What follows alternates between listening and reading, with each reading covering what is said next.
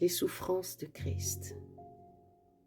Car Christ aussi a souffert une fois pour les péchés, lui juste pour les injustes, afin de nous emmener à Dieu, étant mort à la chair, mais vivifié par l'Esprit, par lequel aussi il est allé prêcher aux esprits qui sont en prison et qui avaient été autrefois incrédules, quand la patience de Dieu les attendait pour la dernière fois durant les jours de Noé, tandis que l'arche se préparait dans laquelle un petit nombre d'âmes, c'est-à-dire 8, furent sauvées à travers l'eau, figure à laquelle correspond le baptême, qui n'est pas la purification des souillures de la chair, mais la demande faite à Dieu d'une bonne conscience et qui maintenant nous sauve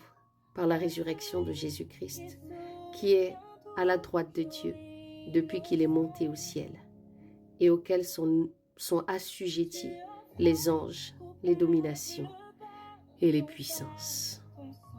Souffrir dans la chair.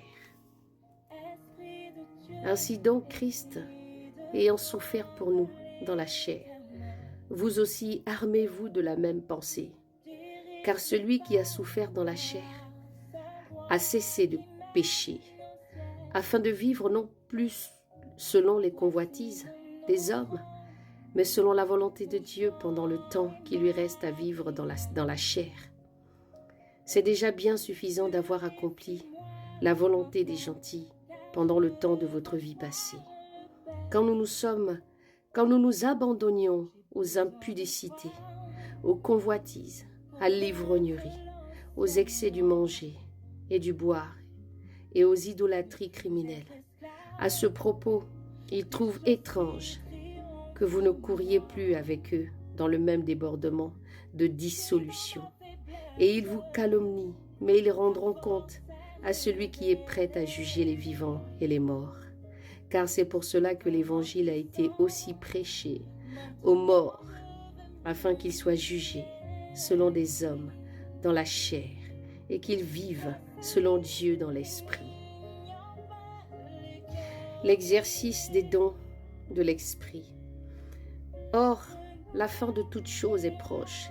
Soyez donc sobres et vigilants pour prier, mais surtout ayez les uns pour les autres une ardente charité, car la charité couvre une multitude de péchés.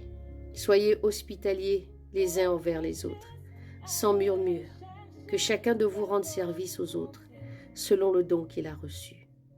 Comme le bon gestionnaire des diverses grâces de Dieu, si quelqu'un parle, qu'il parle comme annonçant les paroles de Dieu. Si quelqu'un administre, qu'il administre comme par la puissance que Dieu lui a communiquée, afin qu'en toute chose Dieu soit glorifié par Jésus-Christ, auquel appartiennent la gloire et la force d'âge en âge. Amen.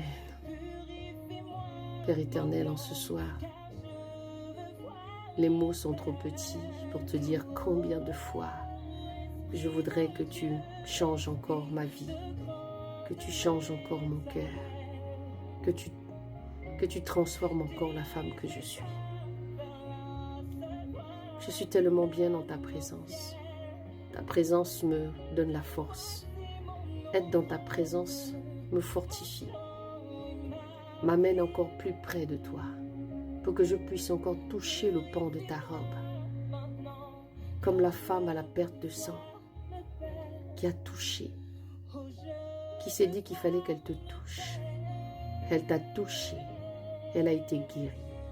Et je crois encore en ce soir que quelqu'un sera guéri avec cette parole qui est la vérité, qui t'illustre encore et qui montre la puissance de ton nom et la vérité d'être auprès de toi. Merci Seigneur encore pour ta présence douce, pour ton amour, pour ta fidélité Yahweh. Merci pour la force que tu me donnes encore d'être à tes côtés encore ce soir, d'être dans cette intimité. Je ne veux pas m'éloigner de toi, Seigneur. Je veux être à tes côtés. encore plus près. Dans le nom de Jésus.